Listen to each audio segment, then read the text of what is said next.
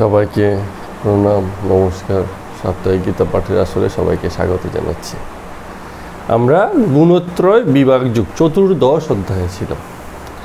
সেখানে 11 নম্বর অবধি শ্লোক আমাদের আগের দিনকে আমরা পাঠ শেষ করে আজকে আমরা 12 নম্বর শ্লোক থেকে আমাদের পাঠ শুরু করব। তো আমরা 11 নম্বর শ্লোকে এসে কয়েকটা কথা বলছিলাম।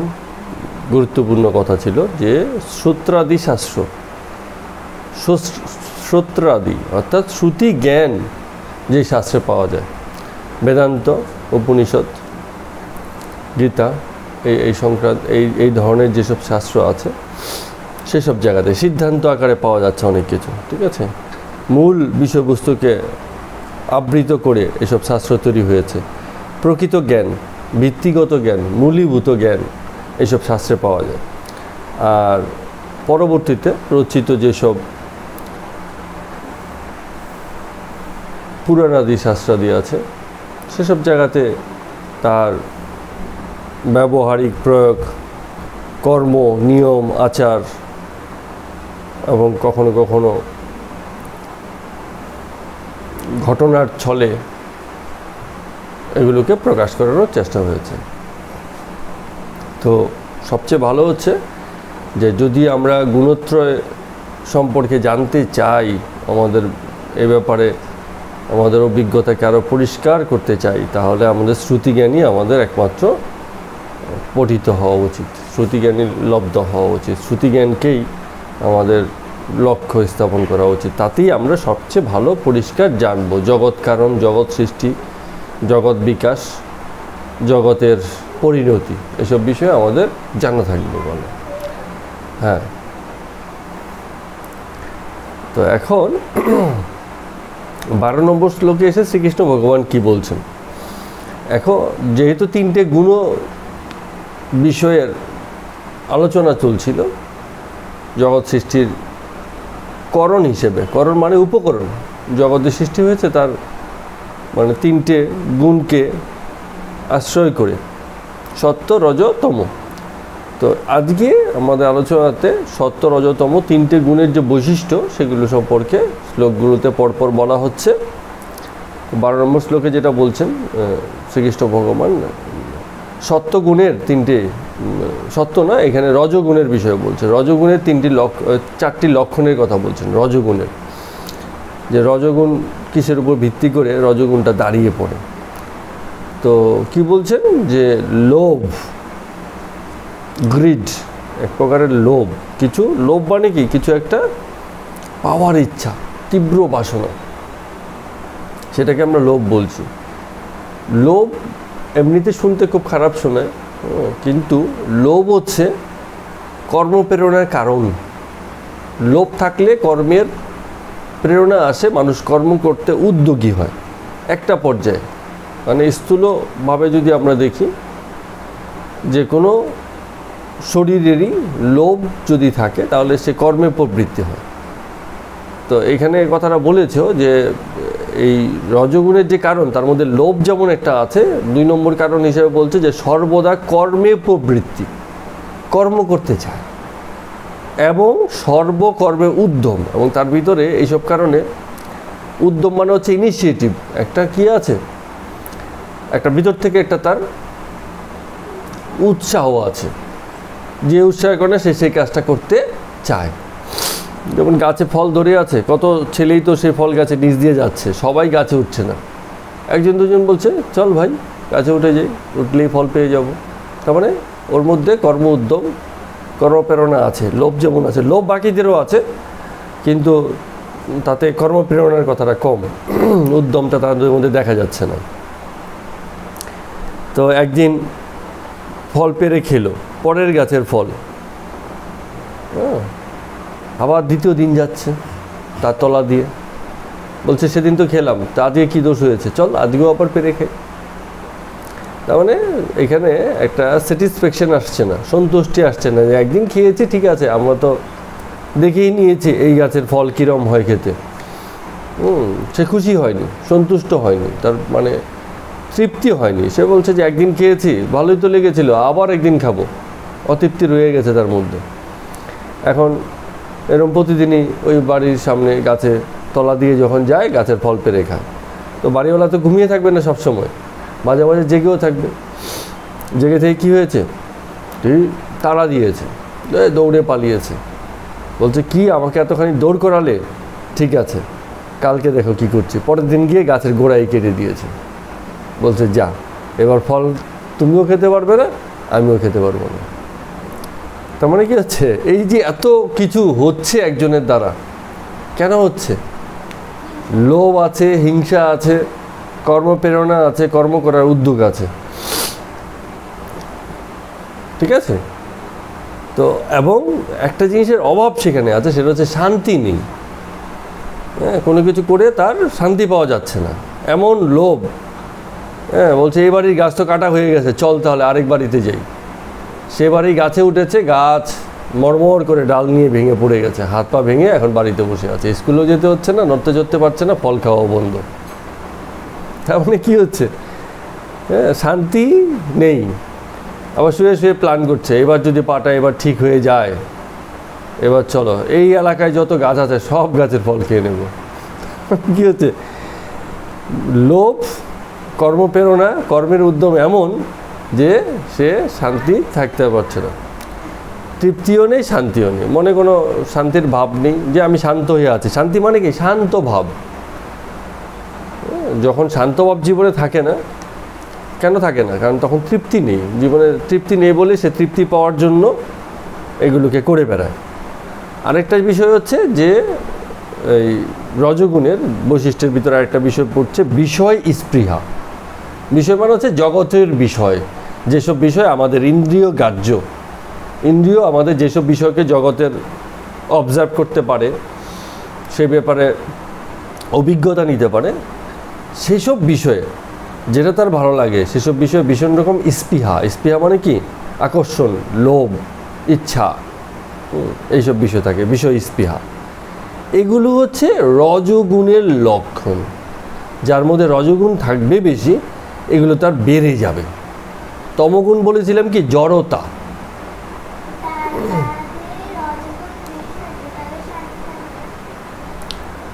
সাধারণত তারা শান্ত থাকে না, তার মানে তাদের শান্তিও থাকে না, ঠিক আছে? কর্মে প্রবৃত্তি, তো বারবার কর্ম করছে,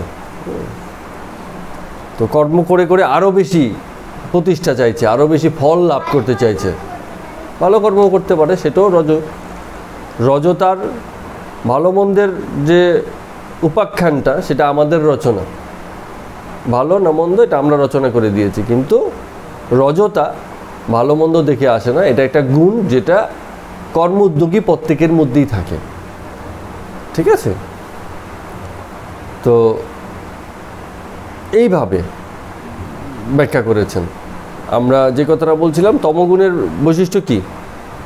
এক হচ্ছে জড়তা, কর্মবিমুখতা, মোহগচ্ছতা, মোহাচ্ছন্নতা, হ্যাঁ, এবং অজ্ঞান, মানে কি কর্তব্য হবে সে বুঝতে পারছে না, কি করণীয় সে জানছে না, বুঝছে না।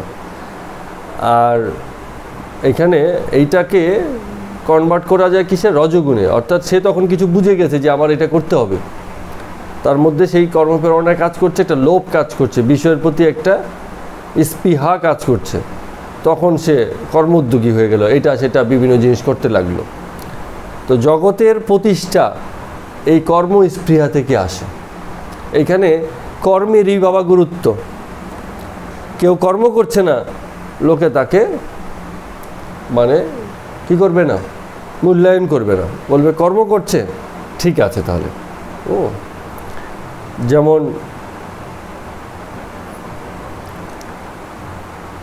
আমাদের এই যে সমাজ, এই যে সংস্কৃতি, এটা বরাবরই আমাদের রজগুণকে স্তুতি করেছে। বাড়ির 3টে বউ আছে, 3 ছেলে 3 বউ। একটা বউ খুব কাজ করে, সকাল থেকে শুরু করে রাতের মধ্যে খুব কাজ করে। আরেকটা মাঝে মাঝে করে, কি করে না, সহযোগিতা করে। আরেকটা কি করে, করতেই চায় না। কার প্রশংসা হবে? বাড়ির লোকজন, ওই গৃহে কর্মে নিপুণা যে বউটি আছে তার খুব প্রশংসা করবে। সমাজই এরকম, সংস্কৃতি এরকম। বাড়িরও 3টে ছেলে, সেই বউয়ের 3টে স্বামী আছে, তাদের মধ্যেও একজন একটু বেকার থাকতে পছন্দ করে, গড়ে গাড়ে খায়। আরেকজন হ্যাঁ মাঝে মাঝে কাজ করে, মাঝে মাঝে আবার বাড়িতে থাকে। আরেকজন সকাল থেকে শুরু করে রাত্রি অবধি ক্রমাগত খেটে যাচ্ছে। কাকে ভালো বলবে? বাবা মাও বলবে আমার কোন ছেলেটা ভালো, যে ছেলেটা কাজ করছে প্রচুর। তার মানে এই সমাজ এবং এই সংস্কৃতি কর্মের স্তুতি করেছে। কেউ কেউ আছে স্কুলে পড়াশোনাতে ভালো, ওই যে বিতর্কের বিষয়ে বলছো সেসবে ভালো, এক্সট্রা কারিকুলার অ্যাক্টিভিটি, ছবি আঁকায় ভালো, গানও করে, ইউটিউবের চ্যানেলও আছে তার, নানান বিষয়ে মাথা লাগিয়ে বসে আছে। ছেলেপুলের সাথে কথা বলতে পারে ভালো, হ্যাঁ, টিচারদের সাথে কমিউনিকেশন ভালো, সবই তার ভালো, কর্মপ্রেরণা তার খুব বেশি। এই করে সেই করে ওটা নিয়ে মেতে আছে, ওটা নিয়ে মেতে আছে, সময় তার খুব ভালো কাটছে এবং লোকেও তাকে ভালো বলছে, বলে কি দারুণ ট্যালেন্টেড ছেলে, কি দারুণ ট্যালেন্টেড মেয়ে, তাকে দিয়ে এই হয় সেই হয়। গিয়ে দেখে আসলাম এক মুহূর্ত স্থির বসে থাকে না, কর্মে কর্মে তার জীবন, কাজে কাজে, এই কাজ সেই কাজ করে করে তার মানে তাকে দেখা যায় সবসময় কর্মের ব্যস্ততা। ছোট হলে কি হবে, তার ভিতরে চাঞ্চল্য, কর্মচাঞ্চল্য অনেক বেশি, মানুষ পছন্দ করে, স্তুতি করে। এখন আমাদের প্রচলিত ধর্মাচরণও এরমই হয়ে গেছে। ধর্মাচরণ কিরম?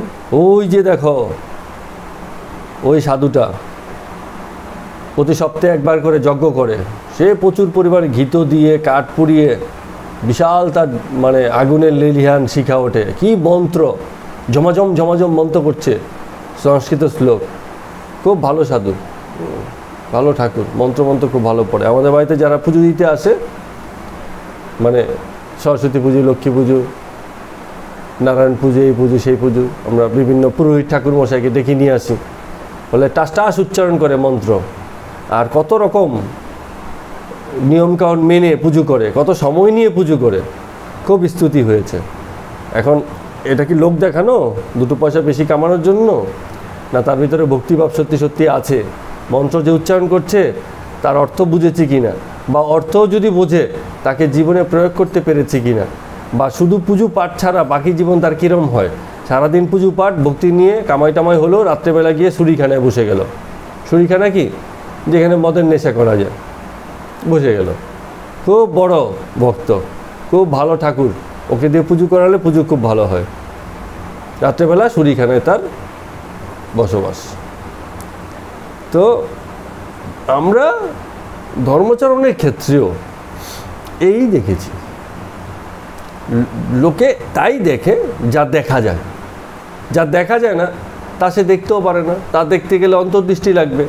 একজন চুপচাপ বসে আছে, কিন্তু সে কোন স্থিতিতে বসে আছে, কি মানসিকতায় সে বসে আছে, তার দ্বারা কি কর্ম হতে পারে, সেটা কতটা জগৎ হিতে হতে পারে, কতটা ফলাকাঙ্ক্ষা ব্যতিরেকে হতে পারে, বা ব্যক্তিগত তার জায়গা থেকে সে কতটা বেরোতে পারে, এই যে ব্যাপারগুলো আছে সেগুলো দেখে না। ঠিক আছে, বাড়িতে ওই যে 3টে বউয়ের গল্প বললাম, তার মধ্যে একটা বউ খাবার পরিবেশন করে, বউটা খুব ভালো। কেন? কারণ আমরা 3জন 4জন যখন বসি, আমাকে একটুখানি কেন জানি একটু বেশি বেশিই দেয়, আমার মনে হয় একটু বেশি পেয়ে যাই, আমাকে খুব ভালোবাসে, আমাকে খুব খাওয়ায়, তাহলে বউটা খুব ভালো। কেন? কারণ আমার প্রতি তার সুনজর আছে, কিন্তু বৈষম্য চলছে। বৈষম্য আমার পড়ছে না চোখে। কেন পড়বে না ধরা? কারণ আমি তো উপকৃত হচ্ছি এই বৈষম্যের কারণে। জগতে গরিব ধনী, ধনীরা কখনো চাইবে না গরিবই মিটে যাক। কেন? কারণ তাহলে তো তার পর্যায়ের লোক সবই হয়ে যাবে। বলছে না, কিছু গরিব থাকুক, তাহলে আমি যে ধনী বুঝবো কী করে? সমাজে কিছু অসুখী লোক থাকুক, কিছু বঞ্চিত লোক থাকুক, কিছু অভাবী লোক থাকুক, তাহলে না আমার পূর্ণতায় আমি এতটা আনন্দ করতে পারবো। I can enjoy my beneficiaries, সুযোগ সুবিধাগুলো আমি এত উপভোগ করতে পারবো। ঠিক আছে, কেউ আজলা তুলে জল খাচ্ছে, জলের বোতলও নেই, গ্লাসও নেই, আর আমি তো রূপুর গ্লাসে জল খাই। তা আমার জল খাওয়ার আনন্দ তো রূপুর গ্লাসের কারণেই বেড়ে গেছে। খাচ্ছে সেই একই জল, আজলা করেও যেই জল খাচ্ছে, রূপুর গ্লাসও সেই একই জল খাচ্ছে, কিন্তু আমার কফির মগটা স্পেশাল। আমি কফি এমনি বেশি একটা খাই না, কিন্তু কফির মগটা স্পেশাল বলে মাঝে মাঝে আমাকে কফি খেতে হয়। আমার বেশি পছন্দ না, ব্ল্যাক কফি তেতো কী খায় এগুলো লোকে। তা আমার মগটা খুব ভালো লাগে, তাই জন্য আমি মাঝে মাঝে ব্ল্যাক কফি খাই। এছাড়া একটু আধুনিক মানুষজন ব্ল্যাক কফি খায়, একটু আধুনিক না হলে চলে, লোক দেখানো শো। তো সমাজ, আমাদের সংস্কৃতি, আমাদের যে ধর্মাচরণ, সবেতেই এই শো চলছে। এই শোটাই হচ্ছে রজতা, ঠিক আছে? রজতা চলছে, রজগুণ প্রতিষ্ঠিত হচ্ছে এবং লোকে তারই কদর করছে। সবাই বলছে সকাল থেকে সন্ধ্যা পর্যন্ত, ঘুম থেকে উঠলে বলছে কিছু করো, করে দেখা, এটা কর, ওটা কর, বলছে কি না? এই যে সবাই করে দেখাও, শুধু ঘরেই না, ঘর থেকে বাইরে গেল, কি করছিস বাবা? এই করছি। হ্যাঁ, কেউ যদি বলে না কিছু করছি না, তো এই তো আছি, চুপচাপ আছি, ভালো আছি, শান্ত আছি, বাড়িতে থাকছি, যা একদম বেকার ছেলে, কোনো কাজেরই নয়। বলছে আমার ধ্যান চলছে। বলে তুই বসে বসে ধ্যান করে কি হবে? কর্মে লেগে যাও, জীবন মানেই কর্ম। ধর্ম কি? ধর্ম হচ্ছে কর্ম। যত কর্ম করবে, যত আয় করবে, তত তুমি ধর্ম করছো। তোমার জন্য কর্মই ধর্ম। পয়সাই তোমার ধর্ম। জগতে বাঁচতে হলে পয়সার দরকার আছে, ধর্ম করো। পয়সা কামাও, ধর্ম করো। তাহলে কী কাজে ব্যস্ত ছিলে? ধর্ম করছিলাম। কি ধর্ম? আয় রোজগার করছিলাম। খুব ভালো কাজ। একজন মানুষ আছে এই জগতে ব্যতিক্রম। কে সে? হ্যাঁ, রবীন্দ্রনাথও বটে। পায়োনিয়ার, পথিকৃৎ, পথ দেখিয়েছেন, বলেছেন ছাড়ো এসব। একজন মানুষ, শ্রীকৃষ্ণ ভগবান বললেন অত কর্ম করো না, আগে কিছু হও, আগে কিছু হয়ে দেখাও, আগে কিছু হয়ে ওঠো। করে ওঠো না, করে ওঠা পরে, করাটা পরে, আগে কিছু হও। কিছু যখন হয়ে যাবে তখন তুমি যা করবে তা সবসময় উৎকৃষ্ট কর্ম হয়ে যাবে, তা এমনিতেই শ্রেষ্ঠ কর্ম হয়ে যাবে, তা এমনিতেই নিষ্কাম কর্ম হয়ে যাবে।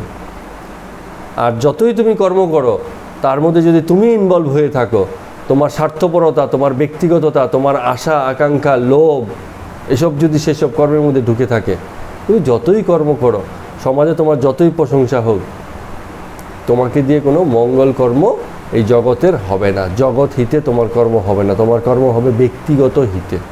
তাই হয়েছে, জগতে যারাই পয়সা কামিয়েছে, খুব কম লোকই আছে যেটা জগতের কল্যাণে, জগতের হিতে এইটাকে ব্যবহার করতে পেরেছে। সকলেই ব্যক্তিগততায় দাঁড়িয়েছে। তাহলে কে বললেন কিছু হয়ে ওঠো? কে বললেন? শ্রীকৃষ্ণ বললেন যে কিছু হও এবারে, ঠিক আছে? এবারে কিছু হও, হয়ে ওঠাটাই তোমার লক্ষ্য, হয়ে ওঠাটাই তোমার মোক্ষ, হয়ে ওঠাটাই তোমার গন্তব্য। শ্রীকৃষ্ণ বললেন আগে জ্ঞানী হও, তারপরে না হয় একটা ভালো চাকরি করো, মাসে মাসে পয়সা কামিও। তুমি তো আগেই ভালো চাকরি টার্গেট করে ফেলেছো। জ্ঞানী হয়েছো কি হওনি, জেনেছো কি জানোনি, ঠিকঠাক শিখেছো কি শেখোনি। 70 লাখ টাকা দিয়ে ডাক্তারির প্রশ্নপত্র বাবা কিনে দিয়েছে খরচা করে, ওই প্রশ্নপত্র সলভ করে পরীক্ষা দিয়ে ডাক্তারি পাস করেছি। তার মানে কি হচ্ছে? আমি কিছু হইনি, যা কর্ম করার আমি আর বাবা মিলে করে নিয়েছি। তাতে কি হবে? যখন ওই ট্রিটমেন্ট করতে যাবে, সে তো ডাক্তার হয়নি। ডাক্তার হওয়াটা একটা যোগ্যতা, আগে যোগ্য হও। শ্রীকৃষ্ণ ভগবান প্রথমে বলছেন আগে যোগ্য হও। কীভাবে হবে যোগ্য? শুধু পড়াশোনা করে না, মানসিকভাবেও হবে। যে এই যে পেশাটা, এর সাথে সেবাগুণের যে জায়গাটা আছে, ভীষণ রকম প্রফেশনালিজমের যে জায়গাটা আছে, সেই জায়গাটাকে আগে অ্যাচিভ করো, তবে গিয়ে বাদ বাকিটা এসে যাবে। কোন ভালো ডাক্তার পয়সা মানে কম কামায়? যত ভালো ডাক্তার আছে সবাই পয়সা কামায়, কিন্তু অনেকে আছে ডাক্তার খারাপ কিন্তু ভালো পয়সা কামায়। তো আগে ভালো ডাক্তার হও, আগে হও, ডাক্তারটা ঠিক মতো হও, পয়সা এমনি এসে যাবে। তো বিষয়টা হচ্ছে সেই জায়গাতে, এইখান থেকে এই রজতার ব্যাপারটা এসে। রজতা তাহলে কি হচ্ছে? কর্মমুখরতা, কর্মপ্রবণতা, কিছু করে দেখানোর ইচ্ছা এবং স্তুতি লাভের আকাঙ্ক্ষা, যে আমি এমন কিছু করব লোকে আমাকে জগতে প্রশংসা করতে থাকবে, লোকে আমাকে এই বলবে সেই বলবে, সোনার মুকুট দেবে, মাথায় পালক দেবে, সিংহাসনে বসিয়ে রাখবে, নমস্কার করতে পদধূলি নিতে গিয়ে জগৎ পিষ্ট হয়ে শত শত লোক মারা যাবে, তবে না আমি কিছু হলাম। আমি কত বড় গুরু, আমাকে প্রণাম করতে গিয়ে লোকে মরে যাচ্ছে, এরকম হয়ে যাচ্ছে। তার মানে কি হচ্ছে? রজগুণ।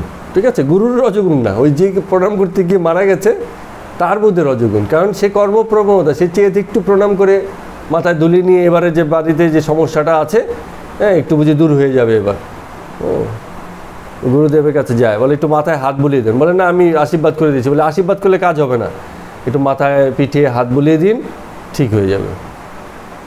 এই হচ্ছে অবস্থা। আশীর্বাদ যে করেছে, ভালো করো, চলো ঠিক আছে, গ্রন্থপাঠ করো, সৎসঙ্গ করো, বলে দিয়েছে। না না, এইটুকুতে কাজ হবে না, একটু মাথায় হাত বুলিয়ে দিন, একটু পিঠে হাত বুলিয়ে দিন। কারণ এটা দেখা গেল তো, বাকিটা তো দেখা যায়নি। তো ভিডিও করে রেখেছে, বাড়ি থেকে দেখেছে, এই যে গুরুদেব আমার মাথায় হাত বুলিয়ে দিচ্ছেন, আমি গুরুদেবের চরণ স্পর্শ করছি, উনি মাথায় আমার হাত রেখেছেন। তার মানে কি হচ্ছে? আশীর্বাদ হয়ে গেল। গুরুদেবের হাতের থেকে আশীর্বাদী রশ্মি আমার শরীরে প্রবেশ করলো। লোকে এগুলো পছন্দ করে। আমাদের সমাজ, আমাদের সংস্কৃতি এরকমই একটা ভীষণ রকম লোক দেখানো ইসের উপর দাঁড়িয়ে আছে। এটা কিসে বললাম আমরা? রজগুণ।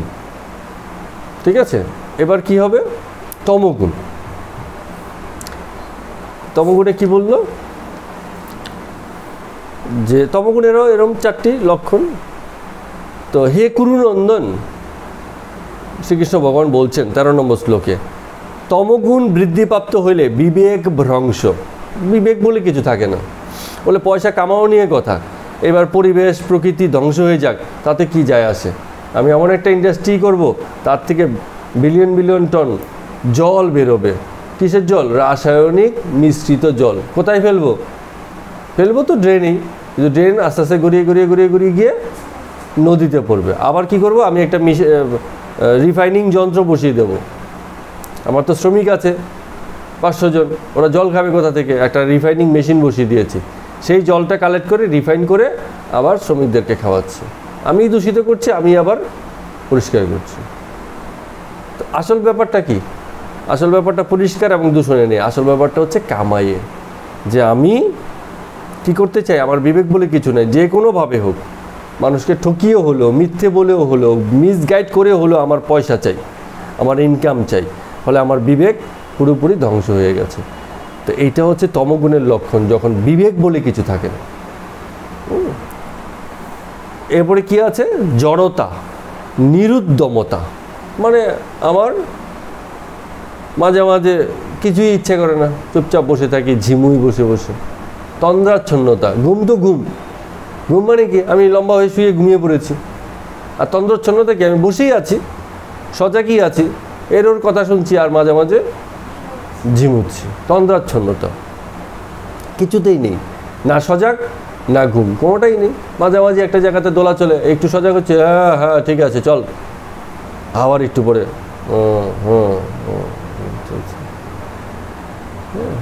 এটা হচ্ছে জড়তা। তো অনেকের আছে এই জিনিসগুলো, জড়তা জীবনে সবসময় একটা জীবনী ভাব। কোথাও বসেছে কি ঝুমছে, কোথাও দাঁড়িয়েছে চলছে কথা বলছে। অনেকে তো ট্রেনে বাসে দাঁড়িয়ে ঝিমোয়, দাঁড়িয়ে আছে ঝুলছে ট্রেনে, ট্রেনের দুলুনিতে ঝুলছে, আবার একটু ওই করতে করতে ঘুমিয়েও পড়ছে, একটু ঘুমিয়েও নিচ্ছে, দাঁড়িয়ে ঘুম। তো এই নিরুদ্যমতা, জড়তা আছে। কর্তব্যের বিস্মরণ, এটা হচ্ছে ওই একই রকম যার বিবেক ভ্রংশ হয়ে যায়, জড়তা এসে যায়, তার তো কর্তব্য বোধও থাকে না, সে ভুলে যায় কর্তব্য, তার করণীয় কী। বাড়ি থেকে দিয়েছে পয়সা, বলে যাও বাজার করে নিয়ে আসো। বাজারে ব্যাগ নিয়েছে, পকেটে পয়সা নিয়েছে, যেতে যেতে বাজারে ঢুকতে যাচ্ছিল মাত্র, এক বন্ধুর সঙ্গে দেখা, এই নেপা কোথায় যাচ্ছিস?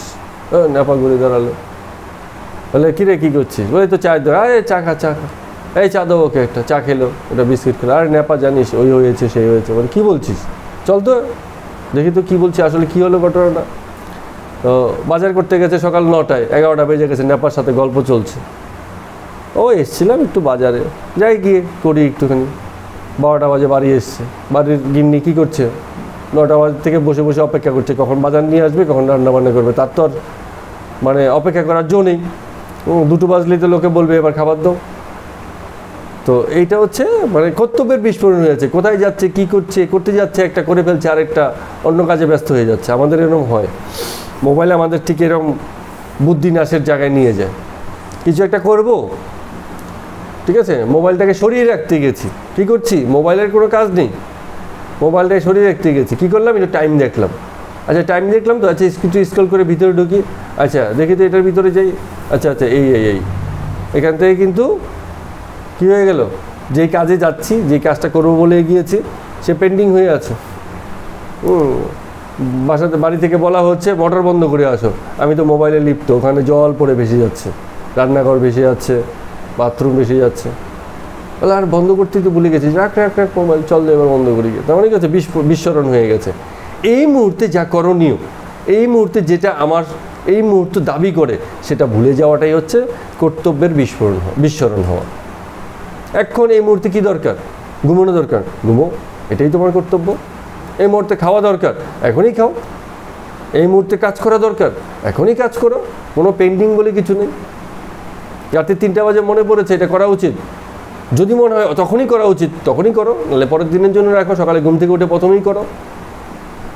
তোমাকে নিজের কর্তব্যের ব্যাপারে পরিষ্কার ধারণা থাকতে হবে, যাতে তুমি তোমার কর্মটাকে কোনো রকম এক্সটার্নাল মোটিভেশন, বাইরে থেকে বলে দিল, চাপ দিয়ে দিল, তবে গিয়ে করবে, আদারওয়াইজ করবে না, এরকম বাইরে থেকে এক্সটার্নাল মোটিভেশন ছাড়া যে তার কর্তব্য করতে পারে, সে কর্তব্যে আছে, কাউকে বলে দিতে হয় না, সে কর্তব্য করছে।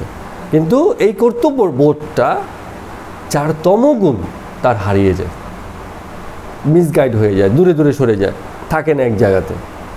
এবং তমগুণের আরেকটা সবচেয়ে ভয়ানক, যেটা সবচেয়ে ভয়ানক, কেন বলছি, কারণ অজ্ঞানের থেকে বেশি ভয়ানক আর কিছু নেই। কেউ একবেলা কাজ করলো না, ঘুমিয়ে রইল, ঠিক আছে, যদি জ্ঞান থাকে তার দ্বারা পরবর্তীতে উচিত কর্ম করা সম্ভব হবে, সে করতে পারবে। কিন্তু যদি সে অজ্ঞানী হয়ে যায়, সে তো যদি নাই জানে কর্ম কী, কর্তব্য কী, কীভাবে করতে হয়, কেন করব, করা উচিত কি উচিত না, এই বোধ যার হারিয়ে যায়, কর্তব্য জ্ঞান যার মোহাচ্ছন্নতায় বুদ্ধি বিপর্যয়ে চাপা পড়ে যায়, তার কিন্তু ভীষণ রকম মানে মুশকিল, সে একেবারে তমগুণে প্রতিষ্ঠিতই হয়ে যায়, সেখান থেকে বেরোনোই তার জন্য খুব মুশকিল হয়ে ওঠে। তাহলে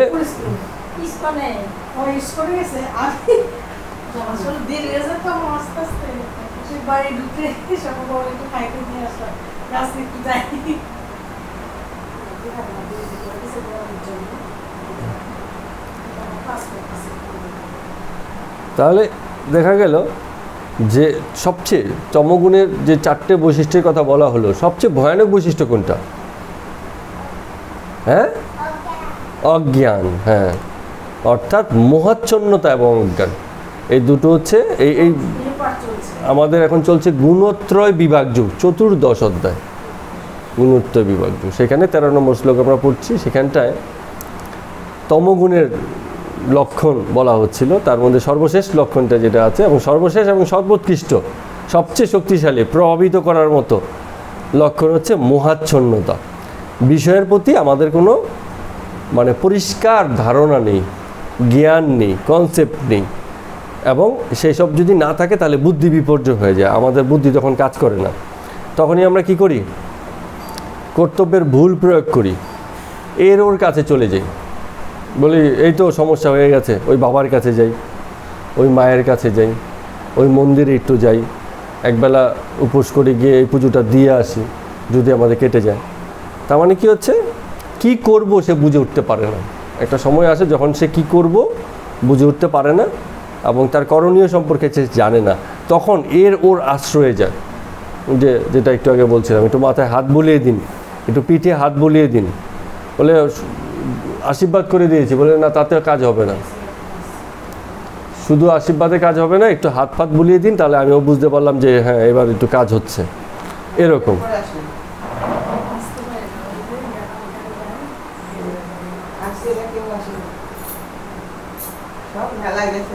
তো এইভাবেই আমরা তমগুণের ব্যাপারগুলো বলতে পারি। জগৎ বরাবরই এই তমতা এবং এই রজতাকে আরেকভাবে দেখেছে। তমতারও কখনো কখনো প্রয়োজন আছে। যদি কর্তা রজতে প্রতিষ্ঠিত থাকে তার তমতাও উৎকৃষ্ট হয়। ঘুমালেও ভালো হবে। যে রজগুণী আছে, রজগুণ মানে হচ্ছে যে কর্তব্য এবং করণীয় সম্পর্কে পরিষ্কার ধারণা যার আছে, যে কিছু হয়েছে জীবনে, শুধু কর্ম করে দাঁড়িয়ে নি, যে কিছু হয়েছে, সে যদি ঘুমোয়ও সুন্দর ঘুমোবে, ভালো ঘুমোবে, এবং ঘুম থেকে উঠে তার আবার যা কর্ম আছে সে করবে। তার যদি জড়তাও থাকে, সেই জড়তাও তার পুনর্প্রতিষ্ঠার জন্য। যেমন একজন সত্যগুণী ব্যক্তি ভীষণ রকম রজগুণের উপর ভিত্তি করে কর্মপ্রবণ হলো, তো কর্ম মানেই একসময় কিছু না কিছু ক্লান্তি আসবে।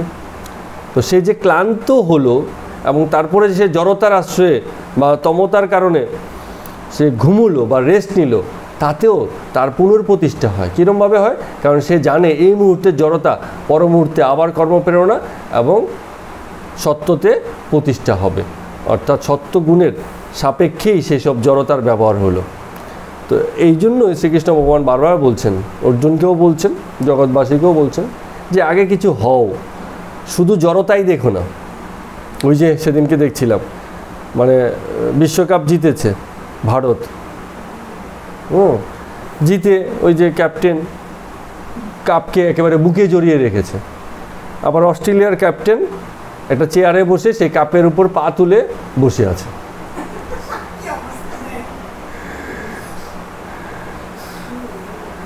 তো এখন আমরা ভারতবর্ষের লোক কি করব? বলো কাপকে, যেমন আমাদের এখানে হয় না, কাপ তুললে কাপটাকে তুলে ধরে মাথায় তুলে নিয়ে ফিরে আসে বাড়ি, যে হ্যাঁ কাপ পেয়েছি, একটা অ্যাচিভমেন্ট, কর্মের স্বীকৃতি। তার মানে সেই কাপটা একটা রিপ্রেজেন্ট করছে কর্মের স্বীকৃতি। তো অস্ট্রেলিয়ার যে ক্যাপ্টেন আছে তাকে যখন দেওয়া হয়েছে, সেও তো কর্মের স্বীকৃতি হিসেবে কাপ পেয়েছে, কিন্তু সে সেটাকে ওই মাথায় তুলে রাখার জন্য দেখেনি, অথবা মাথায় হয়তো তুলেছে, বুকেও জড়িয়েছে, আবার পায়েও রেখেছে। ঠিক আছে? তো আমার বক্তব্য হচ্ছে, যদি হেলায় রাখে, হেলায় মানে হচ্ছে অবহেলায়, যে এই কাপ জিতেছি, আমরা তো জিতার লোকই, এইরকম কত কাপ জিতলাম, এগুলো আমাদের কাছে কোনো ম্যাটার করে না, এই পায়ে রাখলো যা। হ্যাঁ, আমি ওই কথাটাই বলছি। তো আমরা যে অন্যরকম ভাবছি, আবার অস্ট্রেলিয়ার কেউ কোনো লোকজন হয়তো ভাববে যে এই তো ঠিক আছে, এই ঠিক আছে। হ্যাঁ, এটাই হয়তো কোনো দেশে মানে বিচার, অবিচার, কোনো দেশে আবার সেটাই আচার হতে পারে, বলা যায় না। কিন্তু আমি যে কথাটা বলছি, আমাদের দেখতে হবে তার মানসিক স্থিতি কি, এই অ্যাচিভমেন্টের জন্য সে কতটা নিজেকে সেই জায়গাতে নিয়েছে। এখন বালিশে তো আমরা মাথা রাখি, আবার কখনো তো সব পা রেখেও চলতে পারি, হতে তো পারে। তো যা মাথায় রাখি তাকে কি আমরা মানে পায়ে ফেললে কি একেবারেই অপরাধ হয়ে যাবেন? না, বিষয়টা হচ্ছে ওইভাবে যে সন্তানকে এত আদর যত্নে লালন পালন করা হয়, তাকে তো আবার দুঘা দেওয়াও হয়।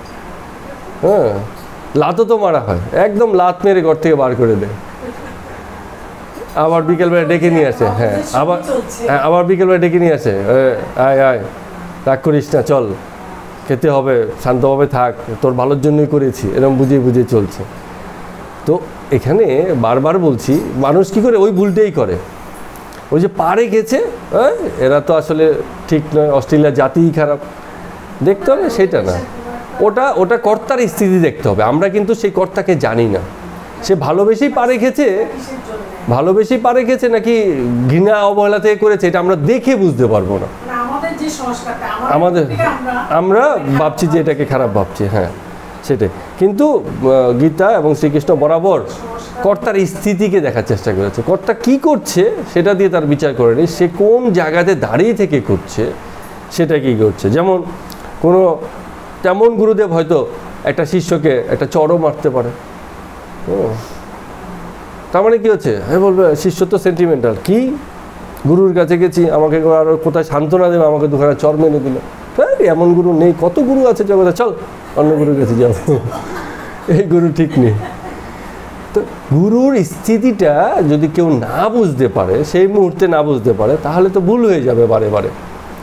তো সবসময় যেটা আমরা বলছি, আমাদের সমাজের সংস্কৃতিতে বাড়ির 3টে বউ, একটা বউ খুব কাজ করে, খুব প্রশংসা হচ্ছে তার, হ্যাঁ, কিন্তু তার স্থিতি দেখলে হবে না, দেখতে হবে কার মানসিকতা সবচেয়ে সুন্দর, যে কে খাবার দেওয়ার সময় নিজে না খেয়ে হলে একজনকে খাইয়ে খুশি হচ্ছে, মানে ত্যাগের মানসিকতায় প্রতিষ্ঠিত আছে কে।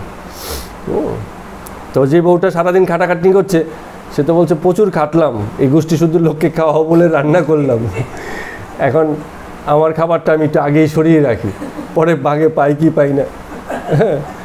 তার মানে কি হচ্ছে, এখানে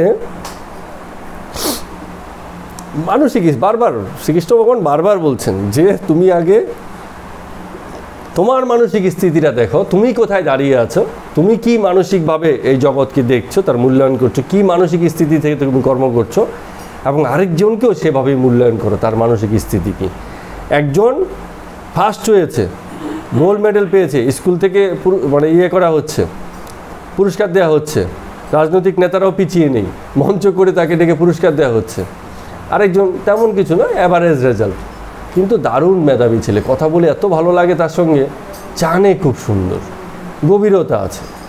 এই যে ওদের এবার একটা পরীক্ষায় প্রশ্ন এসছে, অঙ্ক প্রশ্ন, হ্যাঁ, বলছে 1-এর অর্ধেক সমান কত, বেশিরভাগ ছাত্রছাত্রী দিতেই পারেনি, অথচ কত বড় বড় যোগ বিয়োগ গুণ ভাগ লসাগু গসাগু সব করে ফেলছে, কিন্তু 1-এর অর্ধেক কত মানে সেটা বলতে পারছে না।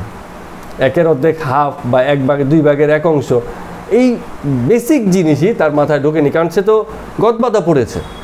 তো যে গদবাধা পড়েছে তার পক্ষে তো ফার্স্ট হওয়া সম্ভব, যা স্কুলে পড়িয়েছে তাই পড়েছে, তাই পরীক্ষা এসছে তাই দিয়ে দিয়েছে, সে প্রথম হয়ে গেছে। আরেকজন পড়েছে, ঠিক আছে, পড়েছে, কিন্তু তার অন্যান্য বিষয়েও মন, সে এটা ওটা জানে। তো এই যে জানলো, তার স্থিতি আমাদের সমাজে সংস্কৃতিতে খুব একটা মূল্যায়ন হয় না। বাড়ির যে অনেক ফারাক, ইংলিশ মিডিয়ামের ছেলেমেয়েরা ফ্লুয়েন্টলি ইংলিশ বলছে, বাংলা মিডিয়ামের ছেলেরা কি ফ্লুয়েন্টলি ইংলিশ বলে না, কিন্তু ওদের যে ইংরেজির মধ্যে কোথায় ভাগ কোথায় কোথায় কি, এগুলো কিন্তু ওরা খুব ভালো জানে। আপনি একটা এমন কথা বললেন, অনেকদিন আগের কথা মনে পড়ে গেল। একবার ব্রিটিশ কাউন্সিল, একটা আমার একজন টিচার ছিলেন ইংরেজ আর কি, তো ওনার কাছে আমরা কিছুদিনের জন্য একটা কোর্স করেছিলাম। তো ওদের সিস্টেমগুলো খুব আলাদা হয়। আলাদা হয় মানে কি, ওদের মূল্যায়নটা আপনাকে কখনো জানিয়ে করবে না। আমরা বুঝতেই পারি না কখন আমাদেরকে মার্কস উঠছে বা কখন আমাদের মানে মার্কস কমছে। ওরা ক্লাসে আসে, ক্লাসে পড়ায়, হাসি আনন্দ করে, ওই পড়ার সিস্টেম তো আলাদা না।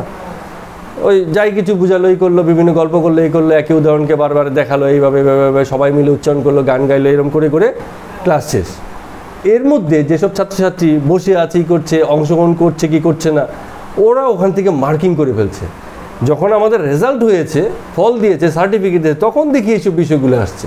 আমরা জানতামও না আমাদের কখন মানে পরীক্ষা হয়ে যাচ্ছে, কখন কি হয়ে যাচ্ছে। একটা টেপ রেকর্ডারের কথা শুনিয়ে দিল, বললো কি শুনলে কি বুঝলে বলো। তো কখনো আমরা শুনেছি, বুঝেছি, বলেছি, কখনো বলিনি। অনেকে জেনে বুঝে, অনেকে বলে যখন পরীক্ষা হবে দেখা যাবে ওখানে, ঠিক আছে। তো মার্কিং সিস্টেমটা পুরো আলাদা আছে। আর আমরা পরীক্ষা বলতে চিরকাল কি বুঝেছি, কিছু একটা লিখতে দেবে, প্রশ্নপত্র আসবে, এক রাত্র সারা রাত্র ভরে পড়বো, সারা বছর ফাঁকি দিয়ে পরীক্ষা হলে যাব, পরীক্ষা দিলাম আমরা। এটা হচ্ছে আমাদের সিস্টেম, ট্র্যাডিশনাল। কিন্তু ওদের সিস্টেমে সেটা না। ওদের সিস্টেম হচ্ছে সারা বছরই পরীক্ষা, মূল্যায়ন সবসময় হবে। ক্লাস মূল্যায়ন থেকে শুরু করে আচার আচরণ, কথাবার্তা, এক্সপ্রেশন, আন্ডারস্ট্যান্ডিং, সবেতেই মূল্যায়ন, সবেতেই মার্কিং। উপস্থিতির উপর মার্কিং, তুমি ক্লাসে আসছো কি আসছো না তার উপরে মার্কিং হয়ে যাচ্ছে। তো আমাদের যে পরীক্ষা হয়েছিল, যে কথাটা আপনি বললেন, সেই সময় আমরা তো মূলত বাংলা মিডিয়ামে পড়া ছাত্রছাত্রী, তা আমরা ইংলিশ বলাতে অত এক্সপার্ট না। তার থেকেও বেশি কম এক্সপার্ট হচ্ছে ইংলিশ লিসেনিংয়ে, মানে শুনে বোঝাটা আমাদের জন্য আরও খুব টাফ। কারণ আমরা যাদের কাছ থেকে ইংরেজি শুনি তারা ইংরেজ নয়, ইংরেজদের ইংরেজি বা কোনো আমেরিকান বা ইংলিশ নেটিভ স্পিকার যারা আছে তাদের ইংরেজি শুনতে শুনতে বোঝা যায় অনেক কিছু। হ্যাঁ, আর যদি কেউ না শোনে, সে যদি ইংরেজি বিদ্বান ব্যক্তিও হয়, কী যে বলছে সে বুঝতেই পারবে না। তো আমরা লিসেনিংয়ে খুব দুর্বল। বাঙালি ছাত্রছাত্রী যারা আছে বাংলা মিডিয়ামে পড়া, তারা লিসেনিংয়ে সবচেয়ে দুর্বল, স্পিকিংয়ে খানিকটা দুর্বল। কারো কারো স্পিকিং এসে যায়, এখন সময় পাল্টেছে, এখন অনেকে বাংলা মিডিয়ামে ভালো ইংরেজি বলে। আর সবচেয়ে স্ট্রং হচ্ছে রাইটিংয়ে, লিখাতে, কারণ ওরা সারা বছর প্রচুর পড়ে, গ্রামার জানে, টিচার বেদ পিটিয়ে হোক এই হোক সেই হোক সব কিছু করে শিখিয়ে দেয়, তার মানে ওদের শিক্ষাটা একদম সলিড হয়ে যায়। বাংলা মিডিয়ামে বলছি, ঠিক আছে? হ্যাঁ, আমার ছেলে মেয়ে একজন বাংলা মিডিয়াম একজন ইংলিশ মিডিয়াম। আমাকে অনেকে বলতো যে মেয়ের ইংলিশ মিডিয়ামে দিলা বা ছেলের বাংলা মিডিয়াম। আমার মেয়ের এক বান্ধবীর মানে মা মানে একদিন আমাদের বাড়িতে এসেছিল, এসে মানে পাগল করে দিয়েছে আমাকে, তুমি ছেলেটাকে দিলে বাংলা মিডিয়াম, তুমি বড় হয়ে কথা শুনবে, এ হবে সে হবে। আমি বলছি না, আমার ছেলে মনে হয় না আমাকে কথা শোনাবে, কারণ ও যে স্কুলে ছোটবেলা থেকে গভর্নমেন্ট স্কুলে পড়ছে, ও মেয়ে ইংলিশ মিডিয়ামে পড়তো। ছেলের কিন্তু আপনার ইংলিশে ওর জ্ঞানটা কিন্তু খুব ভালো। হ্যাঁ, বলে বাংলা মিডিয়াম পড়ছে সেই ইঞ্জিনিয়ারিং করতে পারবে কি পারবে না, অনেকের ধারণা নিজেদের মধ্যে ইংলিশে প্রশ্ন আসবে, ইংলিশে কথা বলবে, ইন্টারভিউতে দিতে পারবে না, কিছু না। ভালো ইংরেজি বলছে এখন, কোনো অসুবিধা হয় না। বাংলা মিডিয়াম পড়ে ইংরেজি বলতে পারবে না, লিখতে পারবে না, এটা একটা জ্ঞানটা ওই দিক থেকে বরঞ্চ অন্য অনেকের থেকে ভালো ইংরেজি বলে, ভুলভাল ইংরেজি বলে না। হ্যাঁ, আগে বলেনি দেখে এই কারণে বলে ফ্লুয়েন্টলি বলতে পারে না, না ও সেটা পারবে না। এটা আমাদের আত্মীয়স্বজনের মধ্যে অনেকে বলছিল। তো যা হয় অনেক সময়, যেমন আমরা সেই সময় যাদের সঙ্গে, আমি এবার বাংলা মিডিয়ামে দেবো ছেলেকে, তো সেই সময় ওই যে পরীক্ষার কথা বললাম, আমি যে সময় পড়েছি, তো আমাদের যেসব জিনিসগুলো দুর্বল ছিল, তো ওখানে একটা রিটেন টেস্টও ছিল 50-এর মধ্যে। তো অনেকে যারা ইংরেজি বলা লোক বা ইংরেজি মিডিয়াম বা অনেকে ছিল, চাকরিজীবী লোকজনও ছিল, তো তারা রিটেনে হয়তো তেমন একটা মার্কস করেনি। কিন্তু আমরা যারা এরকম পড়াশোনা করে গেছি বাংলা মিডিয়াম থেকে, যেমন আমার স্কোর ছিল 50-তে 49.5, মানে হাফ নম্বরই আমার কাটা গেছে রিটেনে। আবার লিসেনিংয়ে গিয়ে আমি কিছুই স্কোর করতে পারিনি, 0। কি বলেছে কি শুনিয়েছে কিছুই বুঝতে পারিনি। তো বিষয়গুলো এরকম, এগুলো অপরচুনিটির সঙ্গে দাঁড়িয়ে যায়।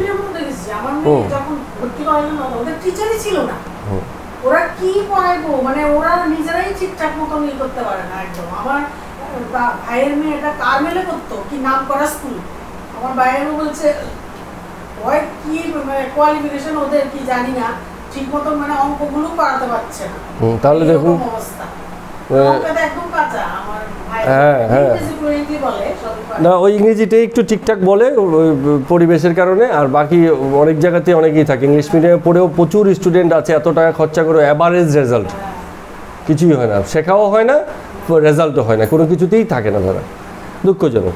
তো কি হয়, যে কথাটা আমরা বলছি, আমাদের সমাজ সংস্কৃতি ওই ইংলিশ মিডিয়ামের কদর করেছে, ব্যক্তির কদর করেনি, যে কি শিখলো কি বুঝলো, ঠিক আছে, সেটাই করেনি। কিন্তু শ্রীকৃষ্ণ ভগবান একদম শুরু থেকে, গীতার প্রথম থেকে শুরু করে এই পর্যন্ত সব জায়গাতেই বলছে, আরে ব্যক্তিটাকে দেখো আগে, ও কি করছে না করছে, কি যোগ্যতায় আছে, হ্যাঁ, কি আছে না আছে, এইসব সার্টিফিকেট দেখো না, ওইসব দেখে কাজ হবে না, আগে তার মানসিক স্থিতি দেখো, দেখো কতটা সে শান্ত হয়েছে, জীবনে সে কতটা শিখেছে, জীবনকে সে কোন দৃষ্টিভঙ্গিতে দেখেছে।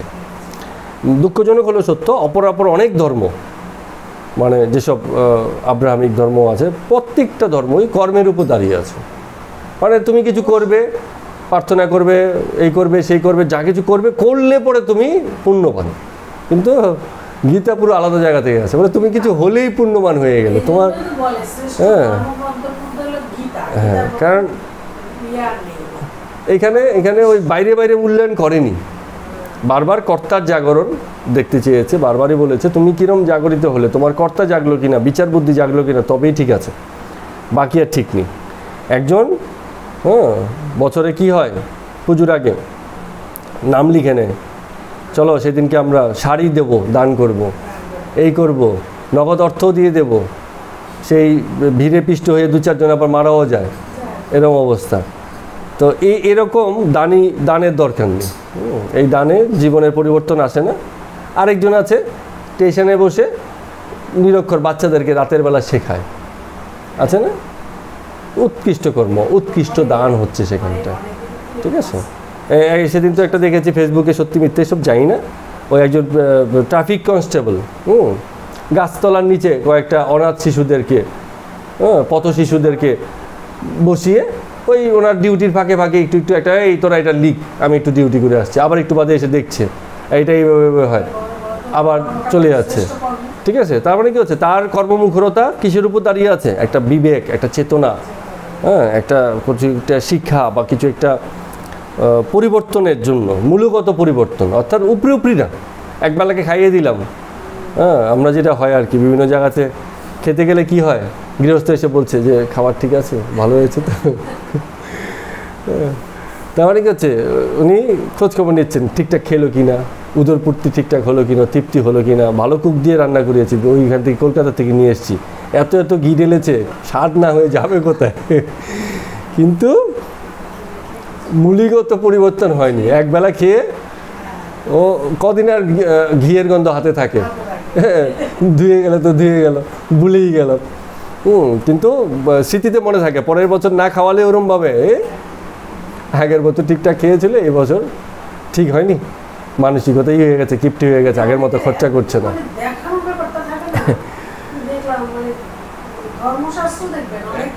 লোক দেখানো অনেক বেশি। ভিতরের যে ভাবটা ওইটাই আপনি এই করতেন না, যত দেখাবে ভাবে তার ভাব বেশি। আর যারা দেখায় বেশি, বুঝতে হবে তাদের ভাব ততই কম। যাদের সব কিছু আছে দেখবেন দেখাচ্ছে অনেক, এই আছে সেই আছে, এই হয় সেই হয়। হ্যাঁ, তো ভাবের জায়গাটাতে চুরি আছে, ভাবের ঘরে চুরি। আমাদের রামকৃষ্ণদেব ঠাকুর খুব সুন্দর বলতেন বারবার, যে ভাবের ঘরে চুরি করো না, নিজের সাথে নিজে ছলনা করো না, নিজেকে বঞ্চনা করো না। এইভাবে মানে বিষয়গুলো খুব সুন্দর। তো এইখানে 14 নম্বর শ্লোকে একটা কথা বলেছে, কিন্তু এটাকে আমরা ভুল বুঝলে হবে না, এই কথাটাকে আমি একবার বলছি। বলছে সত্যগুণ বৃদ্ধিপ্রাপ্ত হলে যদি জীবের মৃত্যু হয়, তবে তিনি উত্তম তত্ত্ববিদগণের প্রাপ্য প্রকাশময় দিব্য লোক সকল প্রাপ্ত হন। এটা হচ্ছে যে সত্যগুণী, তার জন্ম এবং মৃত্যু সবেতেই তিনি উৎকৃষ্ট জায়গাতে অবস্থান করেন। তত্ত্ববিদ যারা আছে, যারা জগৎকে বুঝেছেন, এমন অবস্থায় তারা অবস্থান করেন, এই কথাটা বলছে। কিন্তু এটা কোনো পুরস্কার না যে আমার ওই অবস্থা পেতে চাই, আমার মৃত্যু হলে আমি স্বর্গবাসী হতে চাই, কি বলছে এটা, যে দিব্য লোকে থাকতে চাই। হ্যাঁ, সেই কারণে আমি সত্যগুণী। সত্যগুণের পুরস্কার কি? সত্যগুণের পুরস্কার একটাই, যে সে সেই স্থিতিতেই আছে।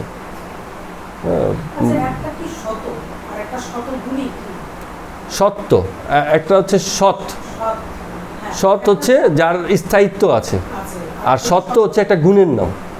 হ্যাঁ, সত্যটা হচ্ছে একটা গুণের নাম, দন্তস্বয় তয়দাত্ম বফলা, সত্য। সত্য, রজ, তম, তিনটে গুণ। এখানে সত্য না, সত্য মিথ্যে না, এটা হচ্ছে সত্য।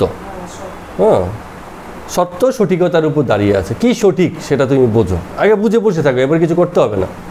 জগতের সকল লোক যদি বুঝে বসে যায়, জগৎ এমনি সুন্দর হয়ে যাবে, আর কিছু করা লাগবে না।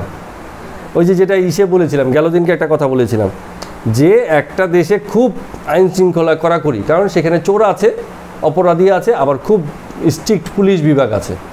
আরেকটা দেশ আছে যেখানে কোনো পুলিশও নাই, কোনো জেলখানাও নেই। কেন? কারণ সেখানে লোক এমন সত্যগুণী যে তারা কোনো অপরাধী করে না। তা আমি কোনটা দেখবো? স্ট্রিক্ট পুলিশি ব্যবস্থা, আইনগত ব্যবস্থা এমন দেশ দেখবো? যে আমরা অনেক সময় কথায় কথায় বলি যে আমাদের দেশের আইন আরও শক্ত হওয়া উচিত। আমি বলবো দেশের আইনই তুলে দেওয়া উচিত। কেন? কারণ আমরা চাই যে এই দেশ থেকে অপরাধ উঠে যাক। যত শক্ত কঠিন আইন কানুন, যত শাস্তির বিধান, তত অপরাধী সেখানে বেশি জন্ম হবে এবং অপরাধ বেশি হতে থাকবে। এই অপরাধী, এই যে কর্তাটা যে অপরাধটা করছে, তার মৃত্যু চাই, তার বিনাশ চাই। হ্যাঁ, এবং ওই সংশোধনাগার, এখন তো জেলখানা বলে না, তার উদ্দেশ্যও তাই, যে তুমি অপরাধ একটা করে ফেলেছো, ঠিক আছে, এবার আসো তুমি এটা নিজেকে সংশোধন করো, ঠিক করো। অনেকে ঠিক হয়ে যায়, জেলখানায় এত বছর থেকে একসময় বুঝতে পারে যা কিছু করলাম বেকার, জীবনটা অনেকটা অংশ নষ্ট হয়ে গেল, সুন্দর জীবনযাপন করে জেল থেকে বেরিয়ে। আবার অনেকে সেখানে গিয়ে এমন পরিবেশ পায়, ও আরও বেশি অপরাধী হয়ে আসে, বলে কি করেছি গেলবার, এবার এমন অপরাধ করবো ধরতে পর্যন্ত পারবে না। পুরো চ্যানেলাইজড হয়ে বেরিয়ে আসে। তো উচিত ছিল এই সম্ভাবনার জায়গাটাকে তৈরি করা, এবং মোটিভেশনাল, অর্থাৎ যত ভালো কর্ম তত তার পুরস্কার, এই হিসাবে মানে মোটিভেট করা জেলখানাগুলোতে। জানি না ওখানে কি হয়, তো জেলখানার অভিজ্ঞতা আমার নেই, না হলেই ভালো, সব অভিজ্ঞতা থাকলে চলবে না। তো সে কথাটা এখানে বলছে যে অ্যাকচুয়ালি সত্যগুণ প্রাপ্ত হলে আমাদের এই প্রাপ্ত হবে, এই হবে, সেই হবে, এইসবের ব্যাপারে সত্যগুণ প্রাপ্ত হওয়াটাই মানে পুরস্কার। এই স্থিতিতে যেতে পারাটাই জীবনের মোক্ষ লাভ হয়ে গেল। যার জীবন সত্যগুণে প্রতিষ্ঠিত, যে জীবনের সঠিকতা বুঝে নিয়েছে। কখন বুঝে যায়? যখন জীবনের অজ্ঞানতা দূর হয়ে যায়। সে সঠিক ব্যাপারটা বুঝে গেল। সে কিছু না করলেও ভালো কাজ করছে, কিছু করলে তো তার কাজ সবসময় উত্তম, জগৎ হিতে, হ্যাঁ, জগৎ কল্যাণের দৃষ্টান্ত স্বরূপ হয়ে যায়। শ্রীকৃষ্ণ ভগবান তার সকল কর্মের মধ্য দিয়ে, তার প্রতিটা কথার মধ্য দিয়ে নিজেকে সেই জায়গাতেই প্রতিষ্ঠিত করেছেন, যে কারণে তিনি হচ্ছেন জগৎগুরু। তো আমরা 14 অবধি আমাদের শ্লোক পাঠ করলাম। আগামী দিন আমরা 15 থেকে আমাদের বাকি অংশ করব। এ পর্যন্ত আজকের জন্য এখানেই রাখছি। সবাইকে প্রণাম এবং নমস্কার।